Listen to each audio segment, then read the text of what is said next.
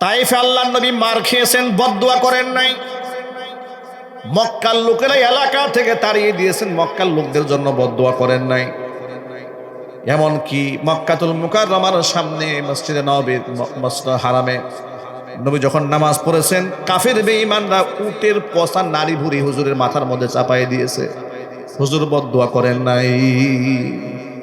তাইফে তো ফেরেশতা বলেছিল, হে আল্লাহর নবী আপনি অনুমতি দেন, দুই পাশ থেকে পাহাড়ে চাপ দিয়ে এই তাইফবাসগুলো একদম মিসমার করে দেয়। নবী করিম সাল্লাল্লাহু আলাইহি ওয়াসাল্লাম বলেছেন, না, আমি প্রতিশোধ গ্রহণ করার জন্য আসিনি, আল্লাহ পাক আমাকে রহমত হিসেবে পাঠিয়েছেন। চিৎকার দেখুন আল্লাহু আকবার।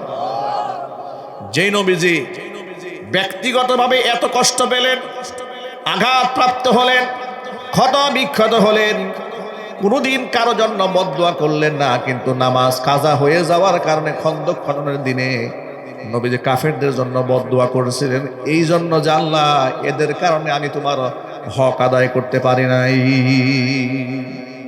তবে এটা আল্লাহ পাকের হিকমা ছিল, এটা রাসূলের কোনো অপরাধ ছিল না, অন্যায় ছিল না, কারণ পৃথিবীর কোনো নবীর কোনো অন্যায় নাই, সমস্ত নবীরা বেগুনা মাসুম। যদি বলেন সুবহানাল্লাহ। দেখুন আল্লাহর হাবিবের জীবন থেকে যদি 4 ওয়াক্ত নামাজটা কাজা না হতো, এই যে আমরা যে নরাধম, আমরা যে নাপাক মানুষ, আমরা যে গুনাহগার, আমাদের যে এত ত্রুটি বিচ্যুতি, যদি আমাদের নামাজ কাজা হতো, সেই নামাজ কাজা পড়ার সুযোগ তো আর থাকতো না যদি রাসূলের জীবনে কাজা না থাকতো। ঠিক কিনা? এটা হয়তো বা আল্লাহর পক্ষ থেকে হিকমা ছিল, প্রজ্ঞা ছিল, উম্মার জন্য আল্লাহ পাক পথকে সহজ করে দিয়েছেন। যদি বলেন আল্লাহু আকবার। যে নামাজের এত বেশি গুরুত্ব, আপনি যে অবস্থায় থাকেন না কেন, ট্রেনে থাকেন, বাসে থাকেন, গাড়ি থাকেন, নামাজ আপনাকে পড়তেই হবে। সেই নামাজের কথা কোরআন মাজিদের মধ্যে আল্লাহ রাব্বুল আলামিন 82টা আয়াতের মধ্যে ঘোষণা দিয়েছেন। কয়টা আয়াতে? 82টা আয়াতে নামাজের কথা আছে। আল্লাহু আকবার বলেন। নামাজের পরের স্থানটা হচ্ছে যাকাত।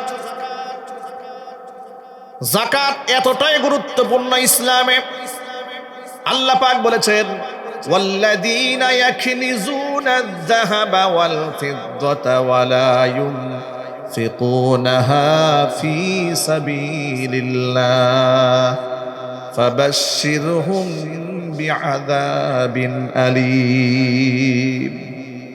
সোনার রূপা শুধু জমা করে, আমি আল্লাহর পরে তারা খরচ করে না, ওই সমস্ত ব্যক্তিদেরকে হে নবী আপনি মারাত্মক কঠিন যন্ত্রণাদায়ক শাস্তির সুসংবাদ দিন।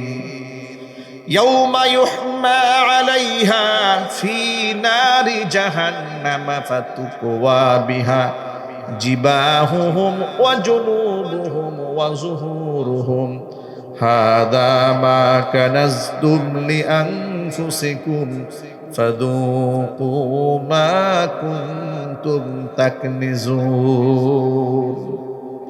এই সম্পদগুলো কিয়ামতের ময়দানে, যে সম্পদের যাকাত দেওয়া হয় নাই, দরিদ্র অসহায় মানুষের কাজে যে সম্পদ লাগে নাই, ওই সম্পদগুলাকে সোনা এবং রূপাকে জাহান্নামের আগুনে তাপ দেওয়া হবে, সেকা দেওয়া হবে, জাহান্নামের আগুনে গলিয়ে উত্তপ্ত করে সেই সোনা রূপা দিয়া কপালের মধ্যে আর পিঠের মধ্যে দাগ দেওয়া হবে। জোরে কোন নাউজুবিল্লাহ। বলা হবে হাদা মা কানাজতুম লিআনফুসিকুম, নিজেদের জন্য জমা করছিলেন সম্পদ, এই তোর সম্পদ। ফাযূকু মা কুনতুম তাকনিজুন, জমা করার সম্পদের স্বাদ আজকে বুঝ। এইভাবে মানুষকে সেদিন শাস্তি দেওয়া হবে যারা আল্লাহর পথে খরচ করে না। যাকাত এটা অত্যন্ত গুরুত্বপূর্ণ ইবাদত, এটা ফরজ, এটা আদায় করা কি ফরজ। সেই যাকাতের কথা কোরআন মাজিদে এসেছে 32টা আয়াতে। কয়টা আয়াতে ভাই? 32টা আয়াতে এসেছে। যাকাত এবং নামাজ একসাথে এসেছে কোরআন মাজিদের 27টা আয়াতের মধ্যে। এরপরে হচ্ছে হজের বিধান। হজ এমন একটা গুরুত্বপূর্ণ ইবাদত, আল্লাহ পাক কোরআনে বলেন, ওয়ালিল্লাহি আলান নাসি হিজ্জুল বাইতি মান ইসতাতাআ ইলাইহি সাবিলা ওয়া মান কাফারা ফাইন্নাল্লাহা গানিয়্যুন আনিল আলামিন। যেই ব্যক্তির সামর্থ্য আছে বাইতুল্লাহ পর্যন্ত যাওয়ার, হজে যাওয়ার তৌফিক আল্লাহ পাক যাদের দিয়েছেন, আল্লাহ পাকের হক তাদের উপরে, তারা যেন বাইতুল্লাহ হজে যায়।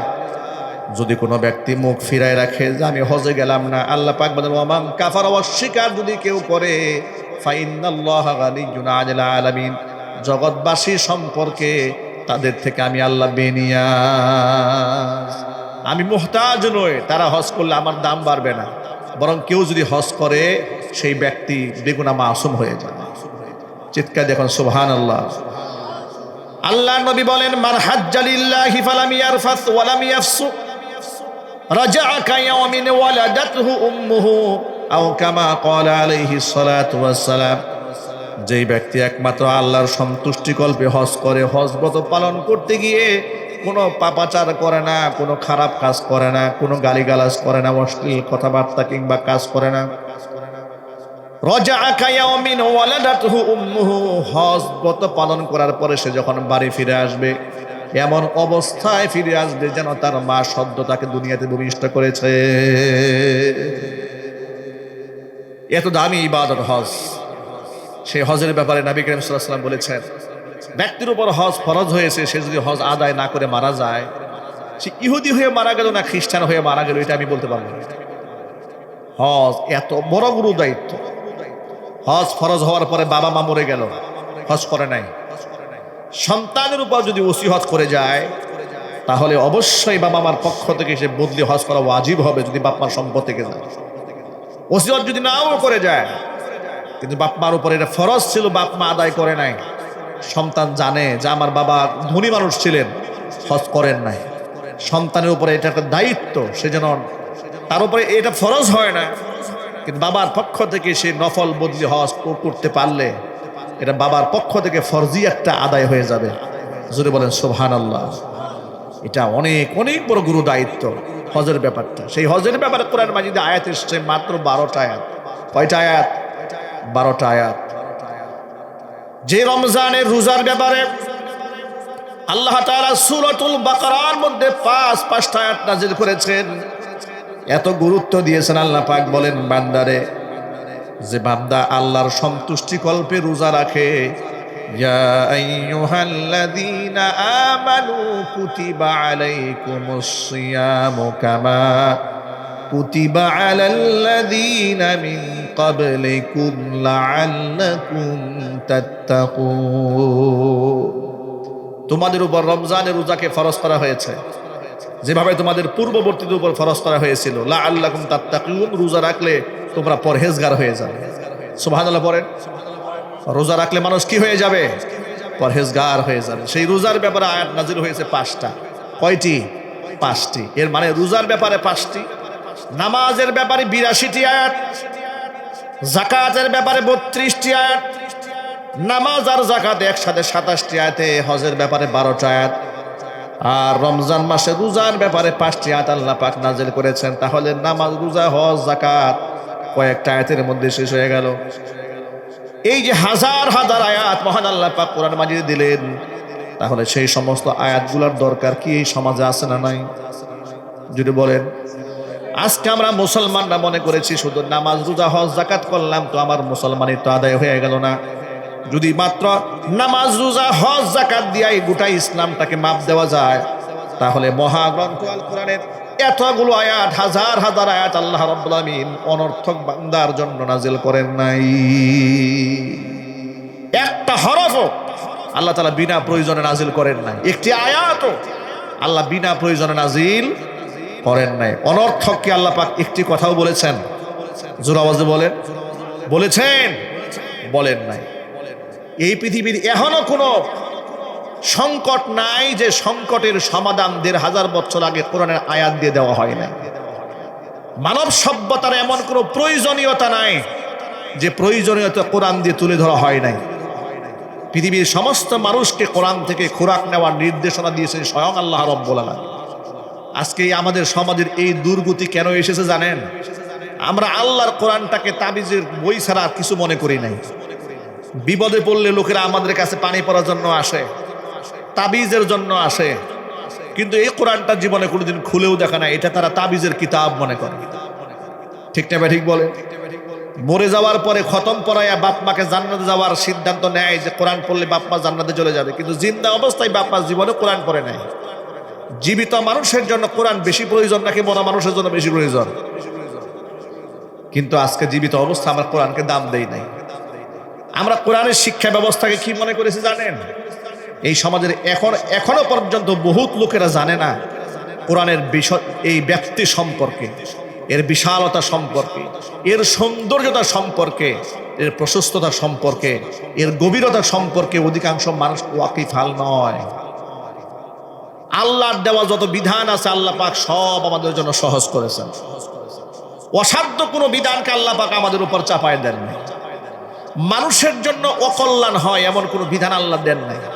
আল্লাহ যা দিয়েছেন সব মানবতার কল্যাণেই দান করেছেন। ঠিক না ভাই? ঠিক বলেন। কোরআন মাজিদে সূরাতুল বাকারার শেষ প্রান্তে আল্লাহ পাক বলেন, লা ইউকাল্লিফুল্লাহু নাফসান ইল্লা বুসআহা। এই দুনিয়াতে মানুষের সাধ্যের বাহিরে কোনো জিনিস আমি আমার বান্দাদের উপর চাপায় দেই নাই। জীবনের সকল ক্ষেত্রে আল্লাহ পাক আমাদের বিধানগুলো সহজ করে দিয়েছেন। যেমন ধরেন, উদাহরণস্বরূপ বলা যায়, শিশুকালে আল্লাহ পাক নামাজকে ফরজ করেন নাই। আল্লাহ পাক বলেন, মুরু আওলাদাকুম বিসসালাতি ওয়া হুম ফি সাবঈ সিনিন। মাত্র 7 বছর বয়সে যখন উপনীত হয় তখন তাদেরকে নামাজের তালিম দাও। 10 বছর বয়সে যদি এরা নামাজ পড়তে না চায় তাহলে পিটায় নামাজ পড়াও। কিন্তু আল্লাহ রাব্বুল আলামিন তাদেরকে একেবারে 7 বছর বয়সের আগে থেকেই পিটায় নামাজ পড়াবার হুকুম দেন নাই। আল্লাহ সহজ করে দিয়েছেন। আবার নামাজ যখন পড়তে যাবেন ওযুর প্রয়োজন আছে না নাই? ইয়া আইয়ুহাল্লাযীনা আমানু ইযা কুমতুম ইলাস সালাতি ফাগসিলু ওয়ুজুহাকুম ওয়া আইদিয়াকুম ইলাল মারাফিকি ওয়ামসাহু বিরুউসিকুম ওয়া আরজুলাকুম ইলাল কাবাইন। ঈমানদারেরা, নামাজের ইরাদা যখন করবে, ফামসাহু বিরুউসিকুম ওয়া আরজুলাকুম ইলাল কাবাইন ফাগসিলু ওয়ুজুহাকুম ওয়া আইদিয়াকুম ইলাল মারাফিক, তখন তোমরা তোমাদের চেহারা ধৌত করবে, কনুই পর্যন্ত হাত তোমরা ধৌত করবে এবং তোমরা মাথা মাসাই করবে, টাকনু পর্যন্ত পা ধোবে। হুকুমটা কার? জোরে বলেন না, হুকুম কার? এই জন্য ওযুর ফরজ কয়টি? এটা জোরে বলেন। ওযুর ফরজ কয়টি ভাই? কি কি বলেন তো? চেহারা ধৌত করা, কনুই পর্যন্ত হাত ধৌত করা, মাথা মাসাহ করা, আর টাকনু পর্যন্ত পা ধৌত করা। এই 4টা জিনিস কি ফরজ? কারণ এই 4টা জিনিসের হুকুম স্বয়ং আল্লাহ রাব্বুল আলামিন কোরআন মাজিদে দান করেছেন। আল্লাহ পাক আয়াতের মধ্যে বলেছেন, বান্দারে এই যে হুকুম দিলাম তোদের কি, নামাজ পড়তে গিয়া তোদেরকে ওযু করতে হবে পানি দ্বারা, কিন্তু এমত অবস্থায় যদি তোরা অসুস্থ হয়ে যায়, ইন কুনতুম মারদা ওয়া আলা সাফারিন, এমন যদি অবস্থা হয় তোমরা অসুস্থ হয়ে পড়েছো কিংবা তোমরা সফর অবস্থায় রয়েছো, এমন অবস্থায় তোমাদের কাছে পানি তো না পাও নাই, অসুস্থ অবস্থায় পানি আছে কিন্তু আপনি অসুস্থ, পানি ব্যবহার করলে আপনি আরো অসুস্থ হয়ে পড়বেন। আল্লাহ পাক বলেছেন, তুমি তায়াম্মুম করো মাটি দিয়ে, সুবহানাল্লাহ। কিংবা আপনি এখন কোথাও খুঁজে পানি পাচ্ছেন না, সুস্থ মানুষ, আল্লাহ পাক বলেন পানি দিয়েই ওযু করতে হবে জরুরি নয়, পাক মাটির মধ্যে 2টা হাত রাখো, এরপরে সেই ধুলোবালা হাত 2টা তোমরা চেহারার মধ্যে মাসাহ করো, হাত 2টা মাসাহ করো। বান্দারে পবিত্র পানি দিয়ে ওযু করলে তুমি যেমন পাক হতে, আমি আল্লাহ পাক তোমাকে সেই রকম পাক বানায় দেব। আল্লাহ পাক এত কঠিন করেন নাই যে বান্দা ওযু করতে গিয়া তুই যদি মরেও যাস তারপরেও তোরে পানি দিয়েই ওযু করতে হবে। আল্লাহ পাক সহজ করে দিয়েছেন। আপনার পা ভেঙে গেছে, ব্যান্ডেজ করেছেন, ডক্টর বলেছে যে পায়ের মধ্যে পানি লাগলে ঘাটা আরো বেড়ে যেতে পারে, আপনি পা ধোয়া দরকার নেই, আপনি উপরে মাসাহ করে ফেলবেন, হয়ে যাবে। আল্লাহু আকবার। ইসলাম কত সহজ করেছে। দাঁড়িয়ে নামাজ পড়া ফরজ। নামাজের মধ্যে কিয়াম করা কি? সবাই বলেন না ভাই, নামাজে দাঁড়িয়ে থাকাটা কি ফরজ। কিন্তু আমাদের সমাজে কিন্তু এখন খুব ফ্যাশন হয়ে গেছে, একটু পয়সাওয়ালা হলেই মসজিদে গিয়ে এই চেয়ারটা টান দিয়ে বসেন, ঠিক না? তবে বিশ্বাস করেন আমি আমার জীবনে কোনো গরিব মানুষকে মসজিদে গিয়ে চেয়ারে বসে দেখি নাই। কথা বলেন না, এটা কি সত্য না অসত্য? আমার কথাটা একটু মিলাই নিয়েন, আপনি মিলিয়ে দেখেন আর দেখবেন এলাকা যত ভিআইপি চেয়ার তত বেশি মসজিদে, ঠিক না বলেন? গুলশানে যাবেন, বনানীতে যাবেন, উত্তরাতে যাবেন, দেখবেন যে মসজিদে চেয়ারের কোনো অভাব নাই, সিরিয়ালে চেয়ার। আবার গরিব এলাকায় যান, মসজিদে কোনো চেয়ারই খুঁজে পাবেন না, ঠিক কিনা? অজুহাত পেয়েছে, ডক্টর বলেছে যে কোমরে একটু সমস্যা আছে, ডক্টর একটু বলে দিয়েছে, ব্যাস কাম সারা হয়ে গেছে। সারা দিন দৌড়ায়, কোনো অসুবিধা নেই, মসজিদে গিয়েই চেয়ারে বসে পড়ে। এত সহজ না ভাই। আপনার শারীরিক কন্ডিশন আপনি খুব ভালো জানেন, এই কাজটি আপনি করবেন না। হ্যাঁ, একান্ত ওজর যদি হয়ে যায় তাহলে তো আপনার ক্ষেত্রে মাসলা ভিন্ন, ঠিক কিনা যদি বলেন? তো সেই ক্ষেত্রে মাসলা বড় ক্লিয়ার। আপনাকে দাঁড়িয়ে থাকার সময় দাঁড়িয়ে থাকবেন, সারা পথ আপনি হেঁটে আসতে পারলেন, অসুবিধা হয় না, মসজিদে গিয়েছি এনে বসবেন। কারণ কি? নামাজের মধ্যে আপনি দাঁড়িয়েই নামাজ পড়তে হবে, ফরজ নামাজ দাঁড়িয়েই পড়বেন। দাঁড়িয়ে পড়তে পারেন না, অসুস্থ, তখন আপনি বসে পড়েন। যদি আপনি এত অসুস্থ হন যে আপনি বসে পড়তেও পারেন না, আপনি শুয়ে যান, শুয়ে শুয়ে আপনি ইশারায় নামাজ পড়েন, তারপরও আপনি আল্লাহকে ভুলে যায়েন না। জোরে বলেন সুবহানাল্লাহ। বিষয়টা কি কঠিন হলো না সহজ হলো? যদি বলেন কঠিন না সহজ? সহজ বানাই দিলেন। রমজান মাসে রোজা রাখাটা কি সুন্নাত না ফরজ?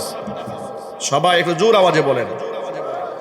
কোরআন মাজিদ আল্লাহ তাআলা রমজান মাসে রোজাকে ফরজ করে দিয়েছেন।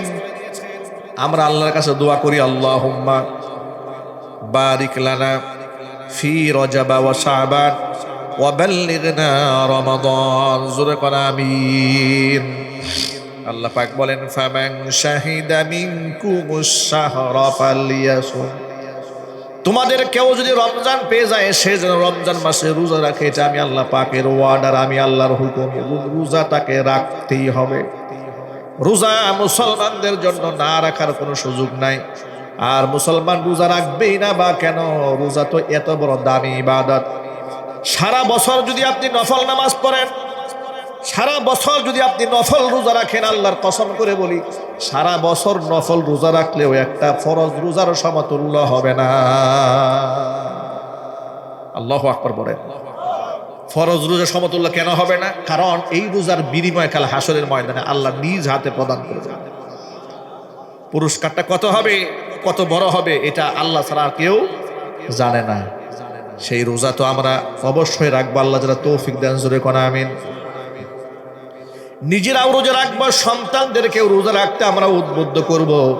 মাইকের আওয়াজ বাহিরে যাচ্ছে। এই রমজান মাস যখন আসে, প্রসঙ্গক্রমে কথাটা বলে দেই, অনেক মায়েরা আছে আদর করে সোহাগ করে সন্তানদেরকে রোজা রাখতে দিতে চান না, ঠিক না? ছেলে মেয়ে মোটামুটি বড় হয়ে গেছে, এরপরে মায়া, ছেলে মেয়েটা সারাদিন না খায় থাকবে, এই দরদে মা তার মেয়েকে রোজা রাখতে দিতে চায় না, ছেলেকে রোজা রাখতে দিতে চায় না। এমনকি অনেক মায়েরা বলে যে রমজানে পরীক্ষা শুরু হবে, তোর পরীক্ষার রেজাল্ট খারাপ হবে, ঠিক না? ঠিক। আমরা আমাদের সন্তানদেরকে যতটুকু না ভালোবাসি, মহান আল্লাহ পাক তার বান্দা বান্দীদেরকে তার চেয়ে অনেক অনেক বেশি ভালোবাসি। আমি আমার সন্তানকে যতটুকু ভালোবাসি, আমার আল্লাহ আমার সন্তানকে, অর্থাৎ তার গোলাম, তার বান্দাকে আমার চেয়ে, আমার স্ত্রীর চেয়ে লাখ লক্ষ কোটি গুণ বেশি ভালোবাসেন। বাবা মা তো দুনিয়াতে একবার দুইবার পাঁচবার নাফরমানি করলে সন্তানের সাথে সম্পর্ক ছিন্ন করে ফেলে। মহান আল্লাহ পাকের সামনে বান্দা লক্ষ কোটি বার অন্যায় করে, সেই বান্দা যখন আল্লাহর কাছে মাফ চায়, আল্লাহ মাফ করে দেয়। আল্লাহর কত দয়া, আল্লাহ পাকের কত মায়া। সে আল্লাহ যখন বান্দার উপর রোজাকে ফরজ করেছেন, এটা বান্দার উপর জুলুম করার জন্য নয়, বান্দার মর্যাদাকে বাড়িয়ে দেওয়ার জন্য আল্লাহ পাক দিয়েছেন। শুধু তাই নয়, আপনারা শুনে অবাক হবেন, ১৫০০ বছর আগে রাসূল বলেছেন, সুমু তাসিহু, রোজা রাখো আর সুস্থতার নিয়ামত গ্রহণ করো। পৃথিবীর মেডিকেল সায়েন্স তারা প্রমাণ করেছে গবেষণা করে, রমজান মাসের 1 মাস রোজা রাখার ফলে বান্দার শরীরের মধ্যে যত প্রকার যার মাসে জীবাণু আছে সমস্ত জীবাণুগুলো ধ্বংস হয়ে যায়, মৃত কোষগুলো সব জিন্দা হয়ে যায়। চিৎকার দিয়ে এখন আল্লাহু আকবার। এই জন্য দেখেছেন যে বর্তমান চিকিৎসা বিজ্ঞান মানুষদেরকে খুব কম খেতে উদ্বুদ্ধ করে, মানুষদেরকে কম খেতে উদ্বুদ্ধ করেন, এরপরে রাতের বেলায় দ্রুত ঘুমাতে উদ্বুদ্ধ করেন, শেষ রাতে দ্রুত উঠতে উদ্বুদ্ধ করেন মেডিকেল সায়েন্স, চিকিৎসা বিজ্ঞান। অথচ এই কথাগুলো ১,৫০০ বছর আগে নবী করিম সাল্লাল্লাহু আলাইহি ওয়াসাল্লাম গোটা বিশ্ববাসীকে উপহার দিয়েছেন। ভাইরা আমার, রমজান মাসের রোজা এটা আমাদের জন্য ফরজ করা হয়েছে। আল্লাহ পাক বলেন, ফামান শাহিদা মিনকুমুশ শাহরা ফালিয়াসুম, অবশ্যই সে যেন রোজা রাখে। ওয়ামান কানা মারিদান আও আলা সাফারিন ফাইদ্দাতুম মিন আইয়ামিন উখর, যেই রোজা তোমার উপর ফরজ করা হলো ওই রোজাও যদি রাখা অবস্থায় তুমি যদি অসুস্থ হয়ে পড়ো, কিংবা রমজান মাসে তুমি এতটাই অসুস্থ হয়ে পড়েছ, রোজা রাখতে গেলে তোমার অসুস্থতার মাত্রা বেড়ে যাবে, তুমি আরো অসুস্থ হয়ে যেতে পারো। আমার আল্লাহ পাক বলেন, তোমার জন্য এতটুকু সুযোগ আমি রেখে দিলাম, তুমি রমজান মাসে রোজাটা না রেখে তুমি রমজান মাসের দিনের বেলা আহার্য গ্রহণ করো, খাবার গ্রহণ করার ঠিক মতো ওষুধ পান করে তুমি সুস্থ থাকো। রমজানের পরে যে কোনো সময় এটা দিয়ে তুমি কাজ আদায় করে নিবা। আল্লাহু আকবার বলেন। দেখেছেন আল্লাহ পাকের দয়া, ফাইদ্দাতুম মিন আইয়ামিন উখর আও আলা সাফারিন, অথবা তুমি সফরে বের হয়েছো, মুকিম অবস্থায় রোজা রাখা ফরজ, সফর অবস্থায় রোজা রাখা ইখতিয়ারি। ইচ্ছা করলে ফরজ রোজা সে সফরে রাখতেও পারে, ইচ্ছা করলে ফরজ রোজা সফররত অবস্থায় সে নাও রাখতে পারে।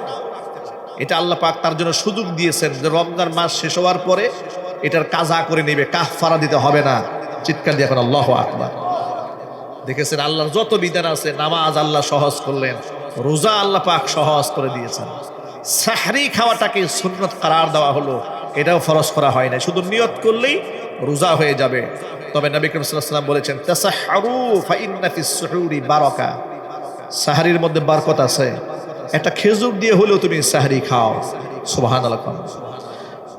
তাহলে নামাজ আল্লাহ সহজ করলেন, রোজা আল্লাহ পাক সহজ করে দিলেন, হজের বিধানটা আল্লাহ পাক সহজ করেছেন। যদি আপনার উপর হজ ফরজ হয়েছে, কিন্তু হজ এমন অবস্থায় ফরজ হলো যে আপনি এতটাই অসুস্থ আর সুস্থ হওয়ার কোনো আলামত নাই, তাহলে আপনি বদলি হজ করান, আপনার জন্য সেই সুযোগ দেওয়া হয়েছে।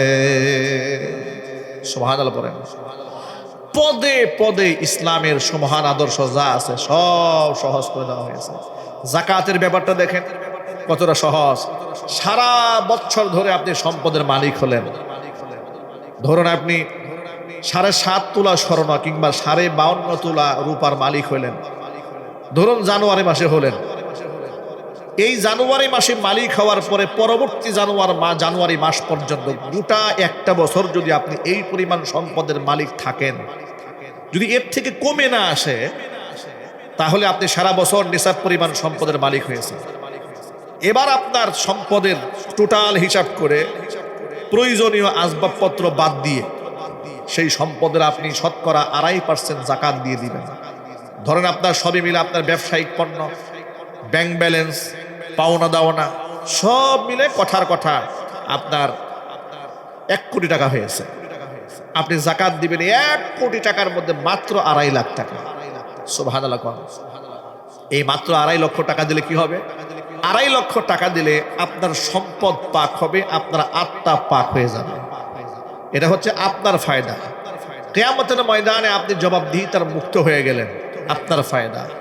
কিয়ামতের ময়দানে জাহান্নামের আগুন থেকে আপনি বাঁচলেন, আপনার ফায়দা, আমার ফায়দা। তাহলে এই মানুষের কি ফায়দা হলো?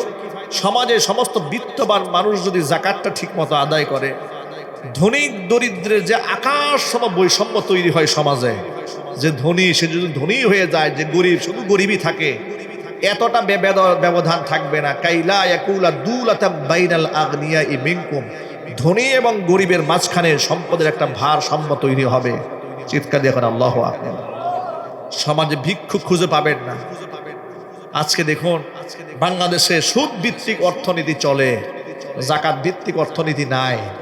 যাকাত যদি ঠিক মতো আদায় করা হতো, তাহলে এই দেশটা সোনার দেশে পরিণত হতো।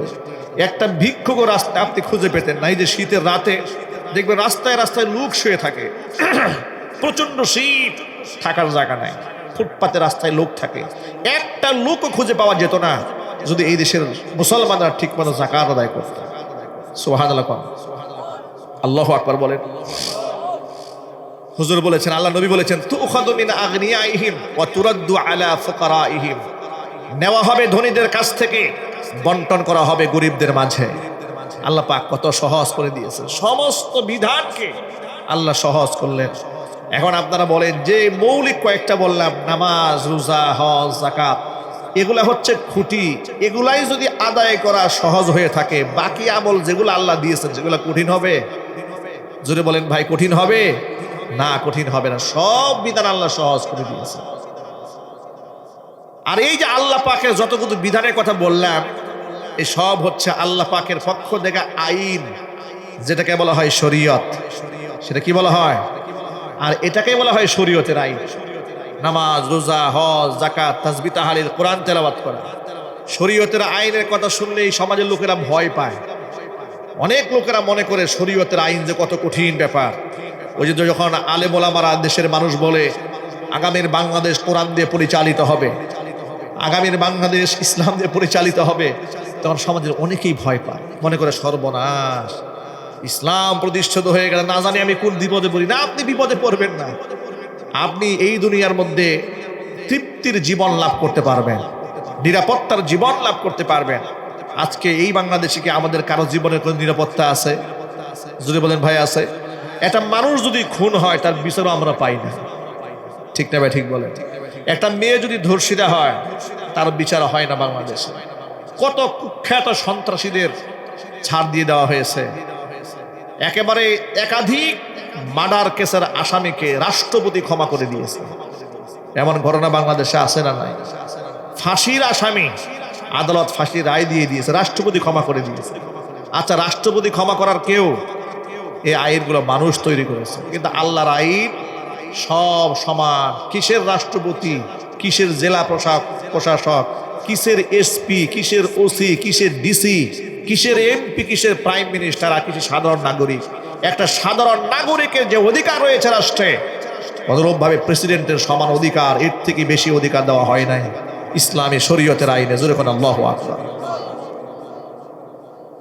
এই জন্য কোরআন মাজিদ আল্লাহ পাক বলেছেন সূরা হজ্জের 41 নম্বর আয়াতে আল্লাহ পাক বলেন, আল্লাযীনা ইম্মাক্কান্নাহুম ফিল আরদি আকামুস সালাতা ওয়া আতাবুজ যাকাতা ওয়া আমারু বিল মা'রুফি ওয়া নাহাউ আনিল মুনকার ওয়ালিল্লাহি আকিবাতুল উমুর। ইমানদারদেরকে যদি এই দুনিয়াতে আমি জমিনে যদি আমি আল্লাহ পাক নেতৃত্বের আসন দেই, তারা ক্ষমতায় আসার পরে নিজের মন গড়া রাষ্ট্র পরিচালনা না করে সমাজের মধ্যে তারা মৌলিক 4 দফা কাজ বাস্তবায়ন করবে। এর মধ্যে 1 নাম্বার যে কাজটা করবে সেই কাজটা হচ্ছে আকামুস সালাহ, সমাজের মধ্যে তারা নামাজ কায়েম করবে। ব্যক্তিগত জীবনে নামাজ তো আছে, রাষ্ট্রীয়ভাবে নামাজ তারা কায়েম করবে। জোরে বলেন সুবহানাল্লাহ। রাষ্ট্রীয়ভাবে নামাজ কায়েম করলে কি হবে?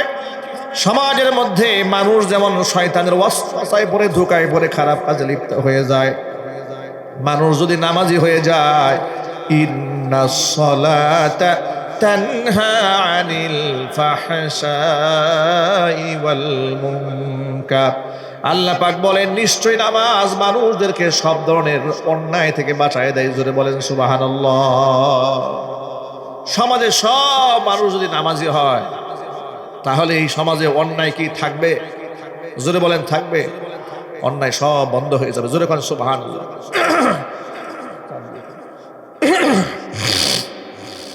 ভাইরা আমার, এই জন্য 1 নাম্বার কাজ হবে শাসকদের নামাজ কায়েম করা। 2 নাম্বার কাজ হচ্ছে ওয়া আতাবুজ যাকাত, যাকাত আদায় করা। যাকাত এই সমাজের মধ্যে আদায় করতে গেলে রাষ্ট্রের অর্থনীতি মজবুত হয়ে যাবে, দরিদ্রের ভেদাভেদ কমে যাবে, দরিদ্র মানুষের অধিকার নিশ্চিত হবে। যাকাত তারা আদায় করবে। 3 নাম্বার হচ্ছে ও আমারু বিল মারুফ, শাসকরা সৎ কাজের আদেশ দেবে, ন্যায় কাজের ভালো কাজের প্রতি মানুষকে উদ্বুদ্ধ করবে। অনাহা আনিল মুনকার, অনুরূপভাবে খারাপ কাজ থেকে মানুষদেরকে বিরত রাখবে, নিষেধ করবে। এখন আপনারা বলেন তো ভাই, এই সমাজের মধ্যে একটা মেয়ে যদি রাস্তাঘাটে হাফ প্যান্ট পরে চলে, কাজটা কি ভালো কাজ না খারাপ কাজ? এটা যদি বলেন।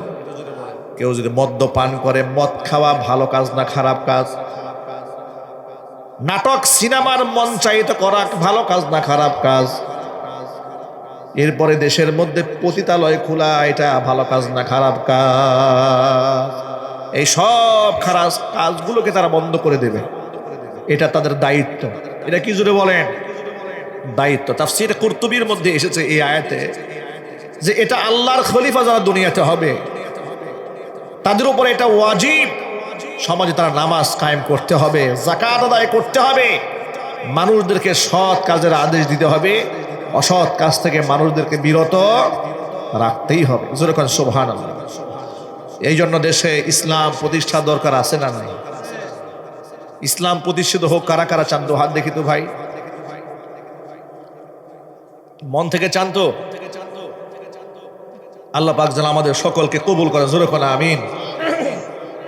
এটা একদিনে হবে না, এটা একদিনে হবে না, এটা ধীরে ধীরে ধীরে ধীরে দাওয়াত, তাবলীগ, তালিম, তরবিয়াত, ওয়াজ নসিহত, কোরআন তেলাওয়াত, রাষ্ট্র ব্যবস্থায় সৎ মানুষদেরকে প্রেরণ করা, যারা ইনসাফ করবে, যারা জালেম হবে না, যারা স্বৈরাচারী হবে না, যারা খুনি হবে না, যারা মাদক ব্যবসা করবে না, মাদকের বার বসাবে না, এইরকম লোকদেরকে নেতৃত্বে পাঠাতে হবে। তারা ধীরে ধীরে ধীরে ধীরে সমাজের মধ্যে ইসলামের সুবাতাস বয়ে আনবে। ঠিক কিনা? আল্লাহ পাক যেন কথাগুলো আমাদেরকে বুঝার তৌফিক দেন। জোরে কোন আমিন। আপনাদের সামনে কথাটা বলার আমার উদ্দেশ্যটা কি? উদ্দেশ্য হলো, বর্তমান সমাজে একটা বিষয় নিয়ে খুব আলোচনা হচ্ছে। অনেকেই বলে শরিয়া এটা কায়েমের কোনো দরকার নাই, অমুসলিমরা যাবে কোথায়, এই ধরনের কথাবার্তা। শরীয়তের আইন মানে আল্লাহর আইন। আল্লাহর আইন সম্পর্কে যাদের ধারণা আছে তাদের তো এই কথা বলার কথা না, তাহলে হিন্দুরা যাবে কোথায়, খ্রিস্টানরা যাবে কোথায়? ইসলাম এমন একটা জীবন ব্যবস্থা আমাদেরকে উপহার দিয়েছে যেখানে সমস্ত মানুষের অধিকারকে নিশ্চিত করা হয়েছে। মুসলিম, অমুসলিম, কাফের, মুশরিক, মাজুসি, মূর্তি পূজারী, অগ্নি পূজারী, পৃথিবীতে যত ধর্মের মানুষ আছে সমস্ত ধর্মের মানুষের অধিকার নিশ্চিত করেছে ইসলাম। এমনকি অমুসলিমদের সাথেও আপনি খারাপ ব্যবহার করতে পারবেন না, গাল মন্দ করতে পারবেন না। হিন্দু যেখানে পাবেন সেখানেই পিটাবেন, খ্রিস্টান পাইলেই পিটাবেন, এই ধরনের বিধান কোরআনে কোথাও নাই। সুবহানাল্লাহ। বরং ইনসাফ যদি আপনি চান তাহলে আল্লাহর বিধানের বিকল্প কোনো রাস্তা নাই। প্রিয় বন্ধুগণ, এই জন্য আমরা সকলে মিলে এই ব্যাপারে ঐক্যবদ্ধ হব যে আমাদের বাংলাদেশে আমরা ইসলাম চাই। বলেন ইনশাআল্লাহ। ব্যক্তি জীবনেও চাই, পারিবারিক জীবনেও চাই, সামাজিকভাবেও চাই, রাজনৈতিকভাবেও আমরা ইসলাম চাই। আমরা এক কথা, আমরা আল্লাহর বিধান বাস্তবায়ন করতে চাই ইনশাআল্লাহ। বলেন, তাহলে সমাজে ইনসাফ প্রতিষ্ঠিত হবে। এই যে দেখেন না, সমাজের মধ্যে কত বড় বড় খুনিরা পার পেয়ে যাচ্ছে। গত 16 বছরে যারা গণহত্যা চালিয়েছে তাদের বিচার এই মাটিতে হবে কিনা আল্লাহই ভালো জানে। ঠিক না? এরপর শহীদ শরীফ উসমান হাদি, দেশের একটা শ্রেষ্ঠ সন্তানকে প্রকাশ্য দিবালোকে খুন করা হলো। আজকে 1.5 মাস পার হয়ে গেছে, এখনো পর্যন্ত আসামি ধরা পড়ে না।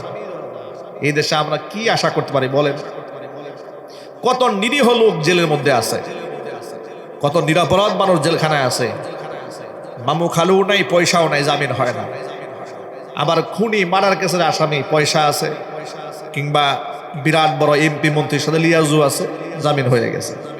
ঠিক না? ইসলাম এইরকম শাসন ব্যবস্থা দেয় নাই। ছোট্ট একটা এক্সাম্পল দেই। ওমর ইবনুল খাত্তাব রাদিয়াল্লাহু তাআলা আনহু যখন শাসক ছিলেন, কাজী শুরাইহ রাহমাতুল্লাহি আলাইহি তাবিঈ, তিনি ছিলেন বিচারক। খুলাফায়ে রাশিদার 3 জন শাসকের আমলে তিনি বিচারক ছিলেন। ওমর রাদিয়াল্লাহু তাআলা আনহু, উসমান রাদিয়াল্লাহু তাআলা আনহু, আলী কাররামাল্লাহু ওয়াজহা, 3 জনের শাসনামলে প্রধান বিচারপতি দায়িত্ব পালন করেছেন কাজী শুরাইহ রাহমাতুল্লাহি আলাইহি। তার কাছে এক ইহুদি হযরত উমরের ব্যাপারে আদালতে মামলা দায়ের করলেন।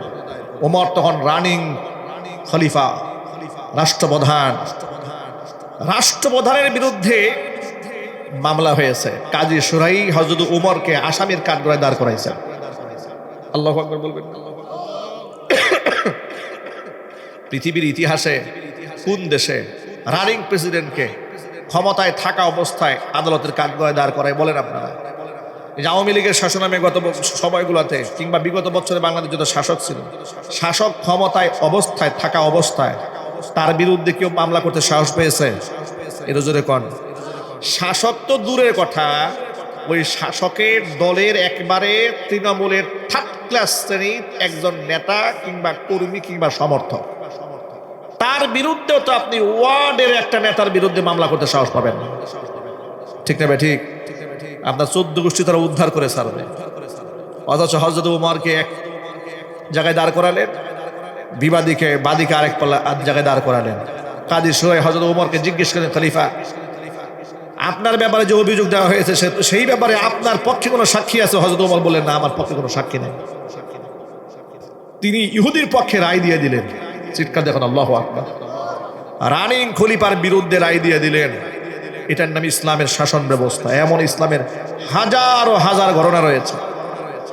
এই জন্য আমরা চাই আইন বাংলাদেশে সবার জন্য সমান বলা হলেও আসলে সবার জন্য সমান নয়। ঠিক কিনা? ধনীর জন্য একরকম, গরিবের জন্য আরেক রকম। এই জন্য আমাদের সমাজের মধ্যে আমরা ইসলাম চাই। মহান আল্লাহ রাব্বুল আলামিন ইসলাম এই প্রতিষ্ঠার কাজে আমাদের সকলকে যেন কবুল করেন। জোরে কোন আমিন। আমি দোয়া করছি এখানে এই মুর্দিগার যারা কবরস্থানে শুয়ে আছেন সবার জন্য, আপনাদের জন্য দোয়া করছি। আমি শারীরিকভাবে নিজেও সপ্তাহখানেকের ঊর্ধ্বে ঠান্ডা কাশিতে কষ্ট পাচ্ছি। আপনারা বুঝতেই পারতেছেন, গলার কন্ডিশন বুঝে প্রচন্ড ঠান্ডা এবং কাশি ছিল। এই অবস্থায় কন্টিনিউ প্রোগ্রাম করতে হচ্ছে। আমার জন্য আপনারা দোয়া করবেন, আল্লাহ পাক যেন সুস্থতার নিয়ামত দান করেন। এখানে এক ভাই কত টাকা যেন দিয়েছে?